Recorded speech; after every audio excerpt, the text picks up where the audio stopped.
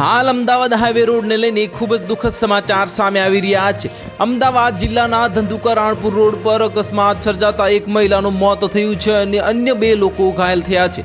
આ નાગનેશ ગામ પાસે ખાનગી બસ અને કાર વચ્ચે અકસ્માત સર્જાતા દુર્ઘટના સર્જાઈ છે અને અકસ્માત થતાં જ લોકો ઘટના સ્થળે દોડી ગયા છે અને કારમાં સવાર 5 લોકો નાગનેશ ગામના હોવાનું સામે આવ્યું છે।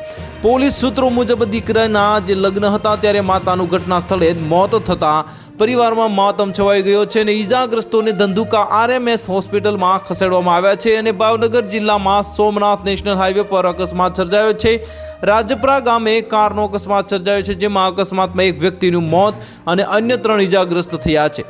ઈજાગ્રસ્તોને સારવાર અર્થે હોસ્પિટલમાં ખસેડવામાં આવ્યા છે અને પોલીસે ઘટના સ્થળે પહોંચીને કાર્યવાહી હાથ ધરી છે।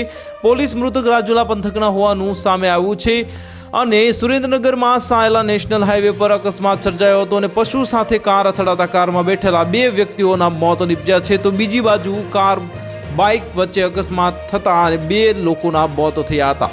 આ સાયલા નેશનલ હાઈવે પર સામાન્યતઃ અકસ્માતોની મોતના બનાવો જોવા મળ્યા છે, ત્યારે છેલ્લા 24 કલાકમાં 3 અકસ્માતમાં 5 લોકોના મોત થયા છે અને ચકચાર મચી જવા પામી છે। તો પશુ સાથે કાર અથડાતા કારમાં બેઠેલા 2 વ્યક્તિઓના મોત નીપજ્યા છે, તો કાર અને બાઇક વચ્ચે અકસ્માતમાં 2ના મોત થયા છે। વાહનો વચ્ચે અકસ્માત સર્જાતા 7ને ઈજા પહોંચી છે। તો હાલ માટે આટલું જ। મળીશું નવી અપડેટ સાથે। જો તમને અમારા વિડીયો પસંદ આવતા હોય તો વિડીયોને લાઇક કરી દેજો, ચેનલને સબસ્ક્રાઇબ કરી બાજુમાં આવેલા બેલ આઇકનને દબાવી દો, જેથી તમને આવા સમાચારની અપડેટ મળતી રહે।